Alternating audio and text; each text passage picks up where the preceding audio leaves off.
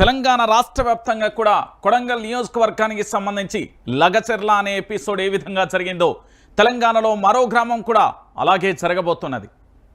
నేను మొదటి నుండి వాదిస్తూనే ఉన్నా, తెలంగాణ ప్రాంత బిడ్డలారా, మనం ఇక్కడ ఉన్నది ఒక్కరు కాదు 4 కోట్ల మంది ప్రజలం.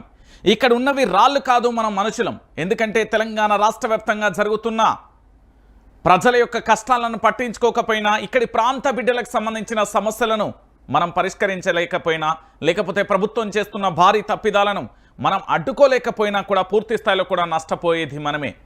నిన్న లగచెర్ల, నేడు పలిమెల. అంటే తెలంగాణ రాష్ట్ర వ్యాప్తంగా జరుగుతున్న ఎపిసోడ్ను మీరు ఒక్కసారి అందరూ కూడా ఆలోచించాల్సిందిగా విజ్ఞప్తి చేస్తా ఉన్నా.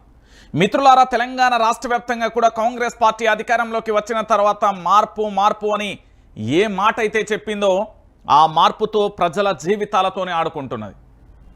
ఇది వాస్తవం, ఇది 100కు 1000% వాస్తవం. ఎందుకు ఈ విషయాన్ని చెప్తున్నానంటే, కొడంగల్ నియోజకవర్గంలో లగచెర్ల అనే గ్రామంలో దాదాపుగా 36 రోజులుగా 24 మంది రైతులు ఇంకా కారాగారాలలో ఊసలు లెక్క పెడుతున్న పరిస్థితి కనబడుతుంది.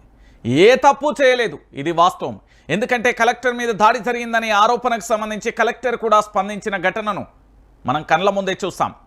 నాపై ఎలాంటి దాడి జరగలేదంటూ కలెక్టరే స్టేట్మెంట్ ఇచ్చినప్పటికీ కూడా ఇప్పటికీ కూడా లగచెర్ల అనే గ్రామంలో మగ పురుషుడు అనేవాడు లేకుండా పోయిండు అంటే ఒక్కసారి ఆలోచించండి.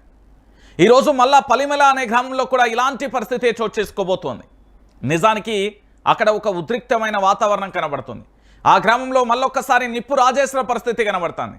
కాంగ్రెస్ పార్టీ అధికారంలోకి వచ్చిన తర్వాత ఒక్కొక్క గ్రామానుగా మరి శ్మశాన వాటిక చేస్తాననుకుంటుందా, లేకపోతే కబ్జా కోరులలో వాళ్ళ జీవితాలను ఆగం చేస్తామనుకుంటుందా, లేకపోతే ప్రభుత్వం అభివృద్ధి పేరుతో ప్రజల యొక్క భవిష్యత్తును నాశనం చేస్తుందా, ఏంటి అనేది ఆరా తీసినా కూడా పూర్తి స్థాయిలో ఇక్కడ విస్తుపోయే నిజాలైతే కనబడుతున్నాయి. దీనికి సంబంధించి మనం ఎట్లా చూసినా కూడా ఒక ప్రధానమైన ఎపిసోడ్ అయితే కనబడుతుంది. యావత్తు తెలంగాణ సమాజం కూడా ఒక్కసారి దీని గురించి ఆలోచించాలి.